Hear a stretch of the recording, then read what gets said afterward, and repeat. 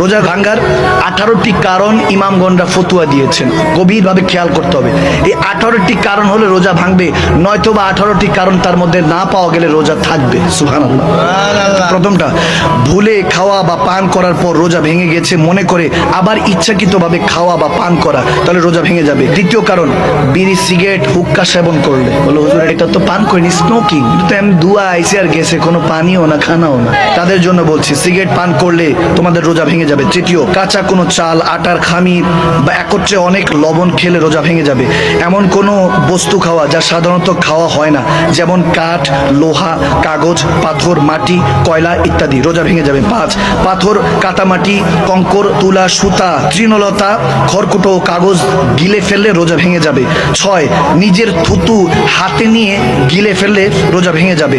ভুলে স্ত্রীর সাথে সহবাস করার পর রোজা ভেঙে গেছে মনে করে আবার স্ত্রীর সাথে সঙ্গ জ্ঞাপন করলে, সহবাস করলে রোজা ভেঙে যাবে, এবং ফতুয়া স্বামীর মধ্যে এটা এসেছে 3য় খণ্ডে। 8 নম্বর শুনেন, কানে বা নাকের ছিদ্র দিয়ে তরল ওষুধ দিলে তাহলে রোজা ভেঙে যাবে। 9, দাঁত দিয়ে রক্ত বের হলে যদি তার থুতুর যে পরিমাণ বেশি হয়, থুতুর যেরকম রক্ত বের হচ্ছে থুতুর থেকে একটু বেশি, ওটা যদি আপনি গিলে ফেলেন তাহলে রোজা ভেঙে যাবে। 10, মুখে পান নিয়ে ঘুমিয়ে গেলে এবং সে অবস্থায় সুবে সাদিক হয়ে গেলে রোজা হবে না, রোজা ভেঙে যাবে। 11, মাস্টারপেশন বলে হস্তমৈথুন করলে রোজা ভেঙে যাবে। 12, রোজা স্মরণ থাকা অবস্থায় কুলি কিংবা নাকে পানি দেওয়ার সময় কণ্ঠনালীতে পানি চলে গেলে, অর্থাৎ যখন অজু করব আস্তে করে এতটুকু ধুবো, যদি বেশি চলে যায় তাহলে রোজা ভেঙে যাবে।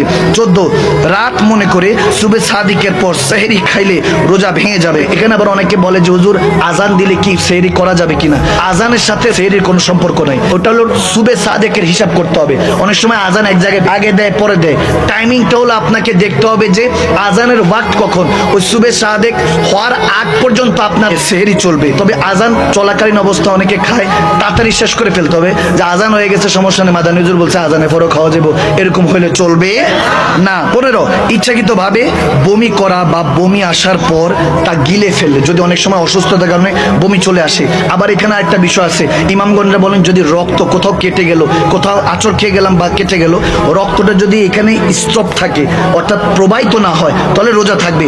রক্তটা যদি প্রবাহিত হয় কিংবা যদি মুখের থেকে বমি বের হয়ে যায় তাহলে রোজা ভেঙে যাবে।